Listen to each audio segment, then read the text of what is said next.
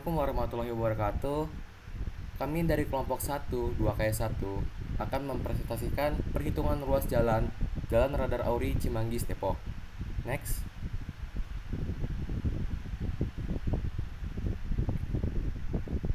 Kami beranggotakan Abdur Rasid, Aiza Jundana, Alifira Santika, Alisa Yuliani Putri, Arista Della Munte, Chandra Ade Putra, Dandi Yusuf, Jasmine Syafrina, Maulana Fatir, dan Rehan Sagita.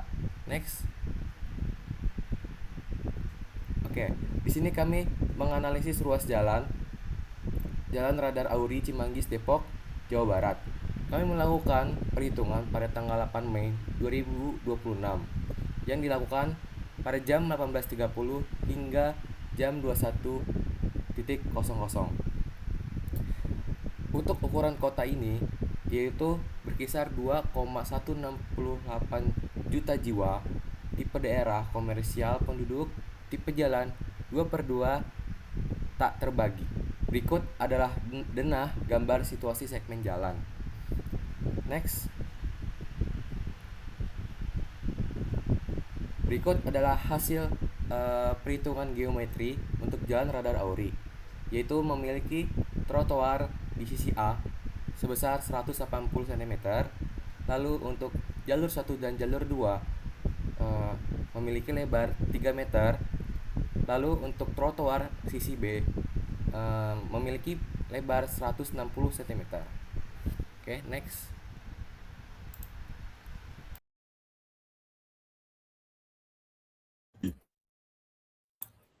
Berikut merupakan data mentahnya pada saat jam sibuk malam di arus 1 Jalan Raya Cibubur dan Jalan Raya Bogor. Terlampir dari sepeda motor dalam 15 menit pertama itu ada 400, lalu ada 335, 322, 327, 335, 385, 344, 336, 340, dan 335. Dan 535. Next.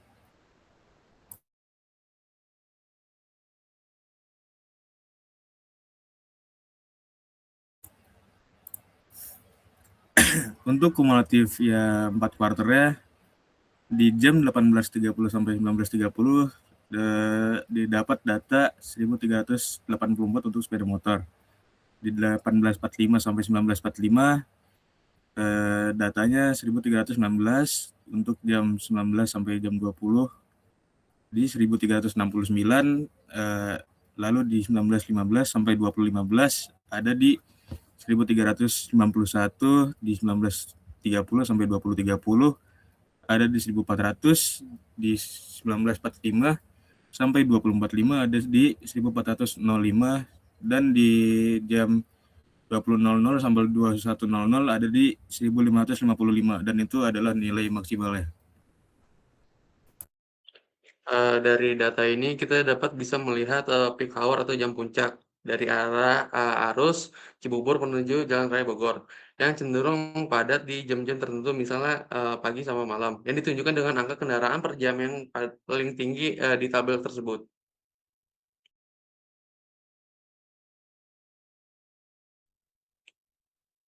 Next.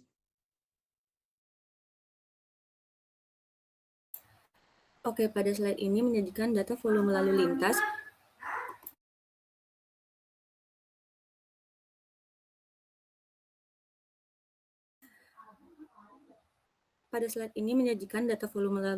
pada jam sibuk malam di arus kedua, yaitu arah Cibubur sampai ke Jalan Raya Bogor. Pengamatan dilakukan setiap 15 menit, dimulai pukul 18.30 sampai 21.00. Kita mencatat 3 jenis kendaraan, yaitu mobil penumpang, kendaraan berat, dan sepeda motor. Next. Pada slide ini menampilkan rekap dari kumulatif 4 kuarter untuk menentukan jam puncak di ruas yang sama. Nah, ini caranya itu contohnya pada 18.30 sampai 19.30. Cara menentukan jam puncaknya itu adalah mobil penumpang. Boleh ke slide sebelumnya, Ocit.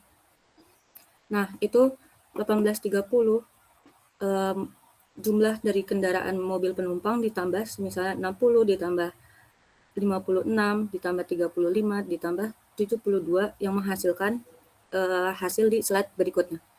Next, Ocit. Yaitu hasilnya 223. Nah, untuk kumulatif berikutnya sama seperti tadi caranya. Boleh next.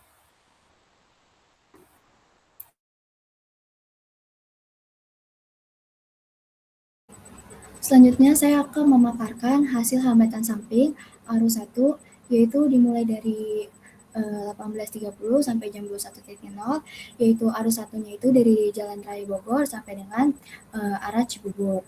Di sini yang sudah kami ketahui, datanya sudah kami dapat bahwa hambatan samping itu terdiri dari 4, ada pejalan kaki, parkir kendaraan berhenti, kendaraan masuk dan keluar, dan juga terakhir itu ada kendaraan lambat.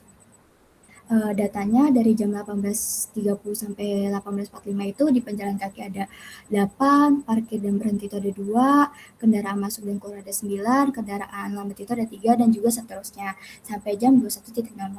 Lalu di sini jumlah hambatan jam puncak dari puncak itu kita kumulatif, hasil perhitungannya itu misalkan dari 18.30 sampai 19.30 itu kan ada ya, contohnya di penjalan kaki itu ada 8 ditambah 5 ditambah 6 lalu ditambah 4 hasilnya 23, lalu seterusnya sama seperti itu sehingga mendapatkan hasil maksimal itu di kendaraan bermotor itu maksimal ada 23, di parkir atau kendaraan berhenti itu ada 7, kendaraan masuk dan keluar ada 29, dan juga di kendaraan lambat itu ada 6. Lalu bahwa kita dapat hasil di jam ramai atau padat keseluruhannya itu berada di pukul 18.30 sampai dengan 18.45. Untuk pejalan kaki berada di pukul 18.30 sampai dengan 18.45. Lalu untuk parkir ada di pukul 19.30 sampai dengan 19.45 dan juga pukul 20.15 sampai 20.30. Untuk kendaraan keluar masuk gang ada di pukul 19.15 sampai 19.30, dan untuk kendaraan lambatnya itu ada di pukul 18.30 dan juga 18.45. Next.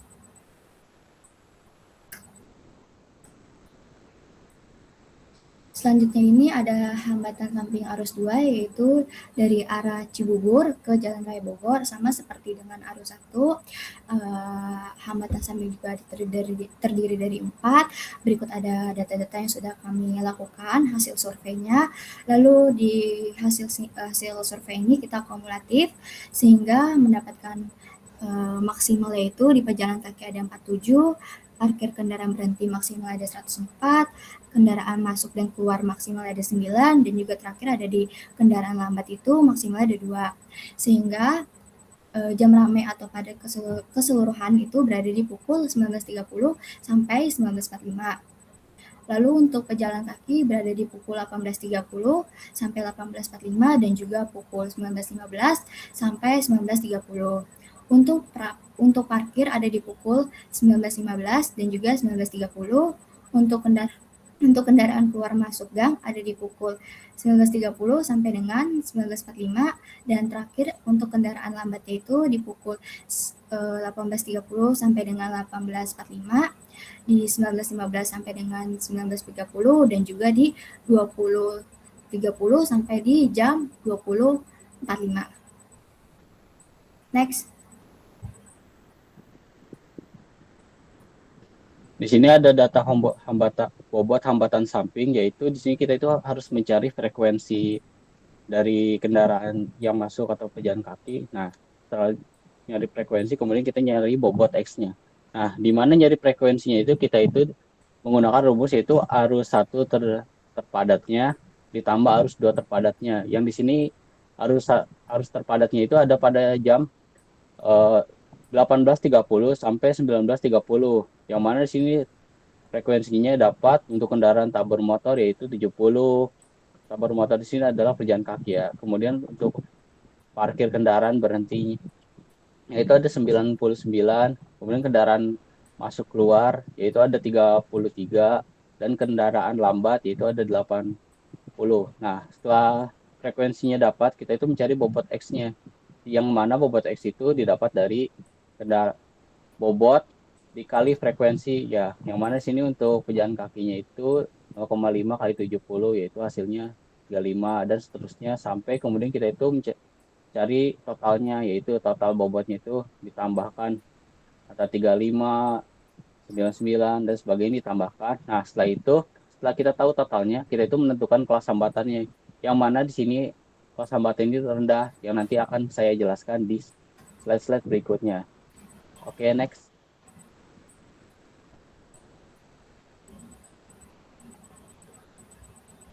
Selanjutnya ada pengukuran kecepatan di lapangan. Jarak tempuh yang dipakai itu 50 meter. Jadi, pertama kita mengukur jarak untuk menjadi patokan awal dan patokan akhir kecepatan. Selanjutnya mencari tempat untuk kita menghitung. Tempatnya itu diusahakan terlihat patoknya dua-duanya. Pekerjaan dilakukan selama 15 menit per satu sesi dan dilakukan selama 10 sesi. Jadi, per 15 menit kita menghitung di form baru. Cara mendapat kecepatannya itu, contoh, kita melihat mobil melaju. Saat sudah setara dengan patok awal, aktifkan stopwatch. Lalu jika mobil tersebut sudah setara di patok akhir, stopwatchnya itu, lalu catat begitu juga untuk perhitungan selanjutnya. Data mentah yang kita dapat dari counting, satuannya itu masih detik, dan jaraknya itu tadi, satuannya meter. Selanjutnya untuk di perhitungan rata-rata, angkanya itu langsung satuannya menjadi km per jam. Untuk rumusnya sendiri itu 0,05 dibagi buka kurung rata-rata dari perhitungan per satu sesi lalu dikali 3.600. Lanjut, Cid.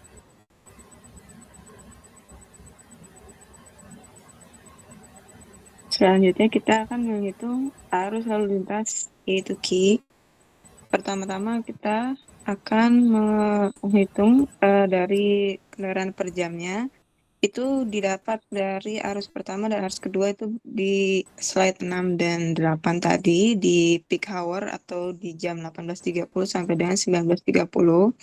Kita bisa masukkan di arus di arah pertama yaitu jadi 256 dan seterusnya untuk mobil penumpang dan kendaraan berat serta sepeda motor, yang kemudian kendaraan per jam itu akan ditambah dan hasilnya ada kita bisa lihat di kolom 9 yaitu 1647 untuk arus pertama dan untuk arus kedua 1476.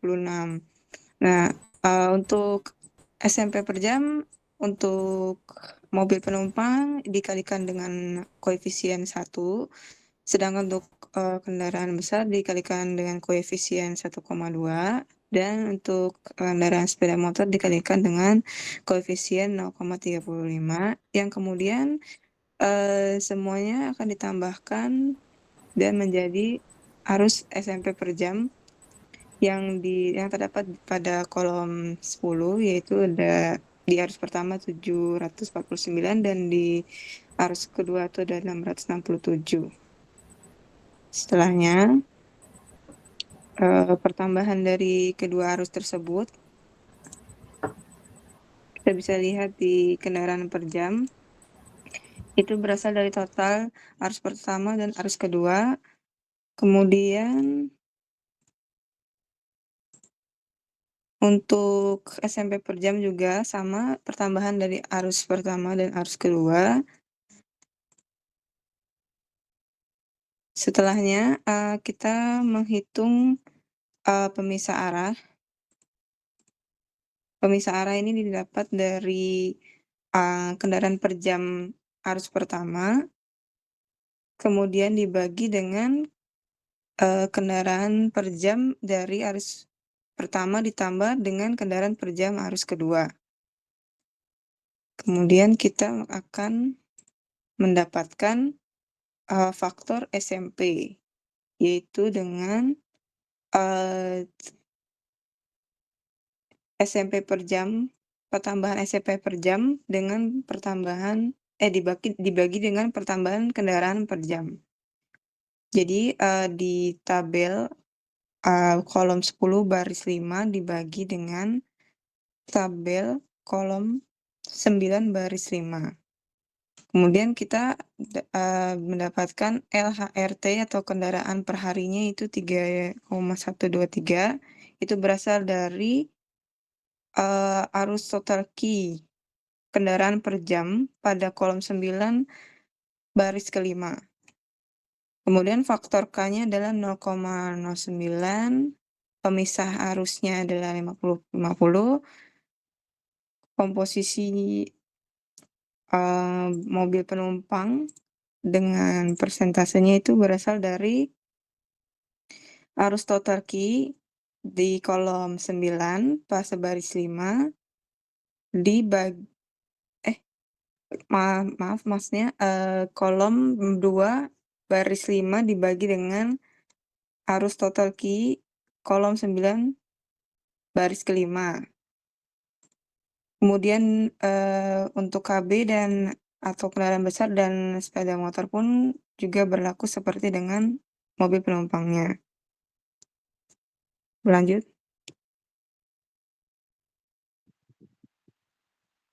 Oke, di sini ada data untuk menentukan kelas hambatan sampingnya. Yang mana dari yang perhitungan untuk kelas samping sebelumnya, kita udah tahu bahwa frekuensi dapat dari mana, bobot dapat dari mana. Nah, kemudian menentukan kelas sampingnya itu kita menggunakan yaitu angka bobot total, yang mana ini 160. Nah, di bawahnya kemudian ada cara menentukan kelas hambatan sampingnya, apakah itu sangat rendah, rendah, sedang, tinggi, atau sangat tinggi. Di mana itu ada range-nya, yaitu di mana ada lebih kecil atau sama dengan 100, kemudian ada range 100 sampai 299 dan seterusnya. Yang mana di sini kita dapatnya kan 160. Nah, kita itu berarti masuknya itu pada range 100 sampai 200 sekian-sekian. Yang mana di sini kita menentukan kelas itu rendah. Yang artinya hambatan samping pada jalan ini itu tergolong rendah atau masuk dalam kategori rendah. Oke, next.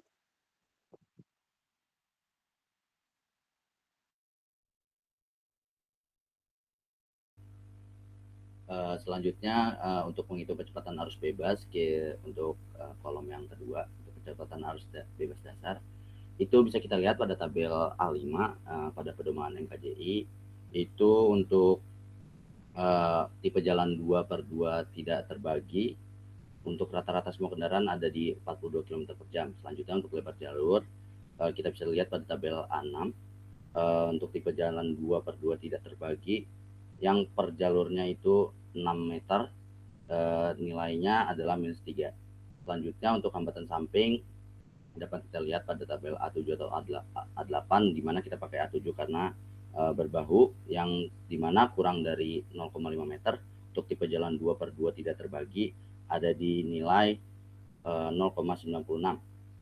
Nah, selanjutnya untuk ukuran kota bisa kita lihat pada tabel A9, untuk ukuran kota 1 sampai 3 juta jiwa itu ada di angka 1.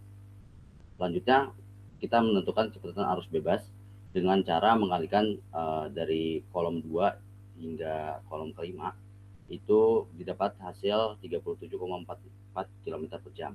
Selanjutnya untuk menentukan kapasitas, kita bisa menentukan kapasitas dasar terlebih dahulu, yang dapat dilihat pada tabel A10. Untuk tipe jalan 2/2 tidak terbagi ada di angka 2.900 per jalur atau 2 arah.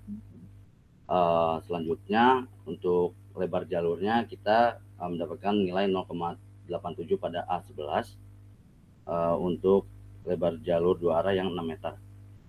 Selanjutnya untuk hambatan samping pada tabel A13 atau A14 yang kita gunakan adalah A13 karena tipe jalannya berbahu, yaitu 2/2 tidak terbagi, sehingga kita dapatkan nilai 0,92.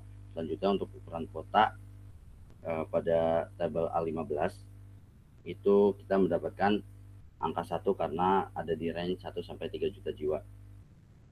Sehingga kapasitas akhir kendaraannya adalah dengan mengkalikan semua faktor tadi, sehingga didapat angka 2.251,53. Boleh di next. Selanjutnya adalah buat perhitungan kecepatan kendaraan ringan. Nah, yang pertama itu ada SMP per jam yaitu 1415 dari slide 13 sebelumnya. Itu adalah volume lalu lintas total yang melewati segmen jalan tersebut. Nah, selanjutnya ada DJ atau derajat kejenuhan. Itu adalah rasio antara lalu lintas dengan kapasitas jalan. Dengan rumus Q per C di kolom 15/13 yang kita dapat 0,63, yang artinya itu masih di bawah 0,75 atau 0,85. Di jalan tersebut masih dalam kondisi stabil dan lalu lintas belum mencapai titik macet total. Nah, dan itu juga ada VMP, kecepatan tempuh kendaraan ringan dengan nilai 36 kilometer per jam dapat dari grafik hubungan pada gambar 4.1 atau 4.2 pada MKJI. Nah, panjang segmen jalan adalah panjang ruas jalan yang diamati atau yang dihitung, yaitu kita menggunakan 50 meter atau 0,05 kilometer. Selanjutnya itu WT atau waktu tempuh. Waktu tempuh ini adalah waktu yang dibutuhkan kendaraan untuk melewati segmen jalan sepanjang L dengan kecepatan VMP, yaitu 0,05 per 36 kilometer per jam dapat 0,0014 jam. Kita convert ke detik itu dikali 3.600, makanya dapat 4,1 detik. Next.